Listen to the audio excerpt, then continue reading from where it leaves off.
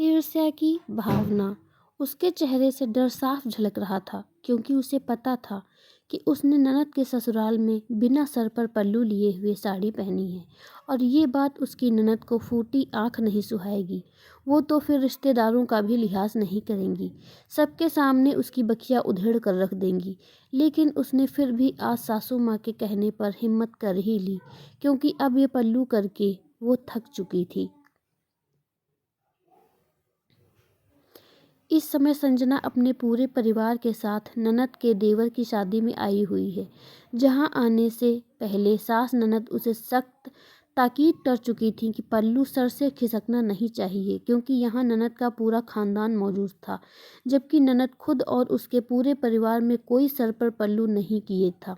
लेकिन भाभी पर अपनी जबरदस्ती की ठसक बनाए रखने के लिए ननद राखी अपनी माँ से कहकर उसे सर पर पल्लू रखने को मजबूर कर रही थी। संजना बेचारी भारी भरकम साड़ियों में सर ढकते ढकते परेशान हो गई। पल्लू सर पर रुकता नहीं। जैसे ही सास ननद की ओर निगाह जाती, उन्हें अपनी ओर घूरते पाकर वो पल्लू खींचती, जिससे उनके बालों का गुच्छा बन जाता। बाद में जब खोलती और सुलझाती तो वहाँ के बहुत सारे बाल टूट जाते। आज भी उसे पूरे दिन बहुत दिक्कत हुई। वो खिसियाकर रह गई, लेकिन मन ही मन कुछ और सोचकर खुश हो गई। रात में जयमाला के समय पूरे परिवार की लड़कियां औरतें ब्यूटी पार्लर चली गईं तैयार होने। घर में सिर्फ कुछ बड़ी बुजुर्ग औरतें और संजना बची। संजना को उसकी ननद ने ये कहकर घर पर ही रहने दिया, तुम्हें तो वैसे भी सर ढककर साड़ी ही पहनना है, तो पार्लर में तैयार होकर क्या करोगी? जीजी, मुझे वैसे भी पार्लर का मेकअप पसंद नहीं आता है, मैं खुद ही तैयार होना पसंद करती हूँ। कहने को तो कह दिया, लेकिन संजना को उसकी बातें बुरी तरह चुभ गईं। उसने जयमाल के लिए पहले अपनी सासू माँ को अच्छी तरह तैयार किया। जब वो सर पर पल्लू रखने लगी तो संजना ने उन्हें टोक दिया, माँ जी, आज मेरे कहने से सर मत ढकिए। बार बार पल्लू खींचने से आपके बाल खराब हो जाते हैं, जो फोटो में बिल्कुल अच्छे नहीं लगते। मेरी बात अलग है, मैं बहू हूँ, लेकिन आप तो बड़ी हैं, तो आपको ये सब करने की कोई ज़रूरत नहीं है। फिर जीजी के घर में तो बड़ी बुजुर्ग तो क्या, जो नई नवेली है। जीजी खुद भी कोई ये सर पर पल्लू नहीं रख रही। कहकर संजना चुप हो गई। उसे लगा शायद सासू माँ नाराज होंगी, लेकिन उसे भी संजना की बात सही लगी। उन्होंने मुस्कुराते हुए उसकी बात का समर्थन करते हुए कहा, तुम्हारी बात तो सही है, जैसा देश वैसा भेष। गाँव वगैरह जाएंगे तो फिर से ढक लेंगे, यहाँ तो शहर है, यहाँ कोई नहीं ढक रहा, तो फिर हम क्यों ढकें? तुम भी आज खुले पल्लू में साड़ी पहनना, जैसे तुम्हें पसंद है, क्योंकि सर ढकने के चक्कर में कभी पहन नहीं पाती हो, सारे बाल भी बिगड़ जाते हैं। खूब अच्छे से तैयार होना, सब देखते रह जाएं, हम भी तो देखें सब पार्लर से कितना सुंदर बनकर आती हैं। कहकर वो हंसते हुए चली गईं। थोड़ी देर में सब एक एक करके तैयार होकर आने लगीं।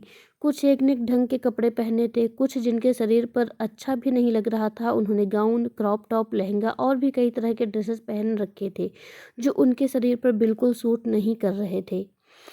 पीछे से ननद गौरी भी तैयार होकर आई। तभी संजना भी आ गई, जहां उसे देखकर सासू माँ दमयंती जी की आंखें चमकने लगीं। वहीं ननद गौरी की आंखों में संजना को देखकर ईर्ष्या की भावना नजर आई, क्योंकि संजना खुद तैयार होकर आई थी और साड़ी में सबसे अलग नजर आ रही थी। सब जहां एक जैसे ड्रेसेस पहनकर आजकल के ट्रेंड को फॉलो कर रहे थे, चाहे वो उनके ऊपर सूट कर रहा हो या ना कर रहा हो, लेकिन सब भेड़ चाल में लगे हुए थे।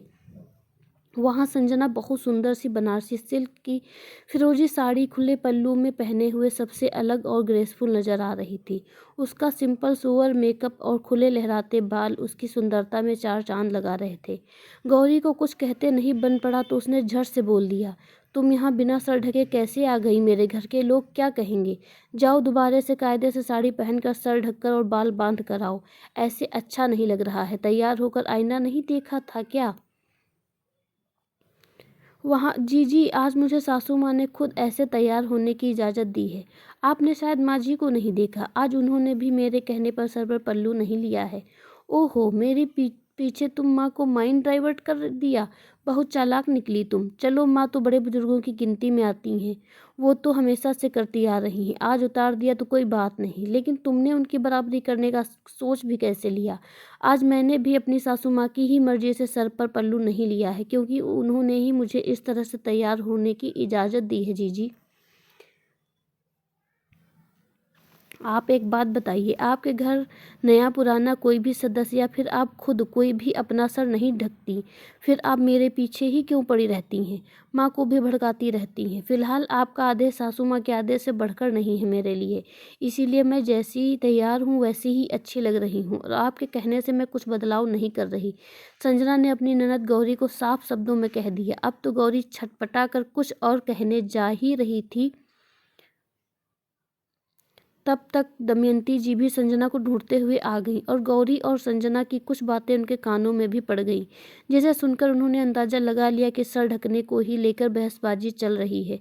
गौरी, मेरी बहू पर हुक्म चलाना बंद करो। आज तक तुम मेरे कान भरकर उसके खिलाफ भड़काती रही, लेकिन आज सबको देखकर सब समझ में आ गया। इंसान को दूसरे को वही बात करने के लिए बोलना चाहिए जब वो खुद उस बात का अनुसरण कर रहा हो। मेरी बहू सर ढकने से मना नहीं कर रही, बस ऐसे शादी ब्याह के मौक़ों पर वो भी सबकी तरह खुलकर तैयार होकर एंजॉय करना चाहती है, तो मुझे तो उसमें कोई बुराई नहीं नज़र आ रही। तुम बेकार ही हमेशा उसके पीछे पड़ी रहती हो।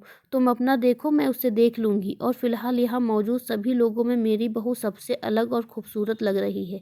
उसने भेड़ चाल का अनुसरण न करके अपने भारतीय संस्कृति के अनुसार साड़ी पहनी, वो मुझे बहुत अच्छा लगा। वो भी चाहती तो जिद करके अपने लिए ऐसी कोई ड्रेस ले सकती थी, लेकिन उसने मेरी मर्जी देखते हुए कुछ नहीं कहा और साड़ी पहनी और बहुत अच्छी तरह पहनी। वो खुश, मैं खुश, इसीलिए अब तुम भी खुश हो जाओ और भाभी पर ज़रूरत से ज़्यादा ध्यान देने के बजाय अपने आप पर, अपने घर पर ध्यान दो तो ज़्यादा अच्छा रहेगा। अपनी बहू का ध्यान मैं खुद रख लूँगी। ये कहकर सासू माँ संजना का हाथ पकड़कर बाहर निकल गईं। आज संजना का दिल सासू माँ के लिए सम्मान और प्यार से भर गया। वहीं ननद गौरी के लिए उसका मन बल्लियों उछल रहा था।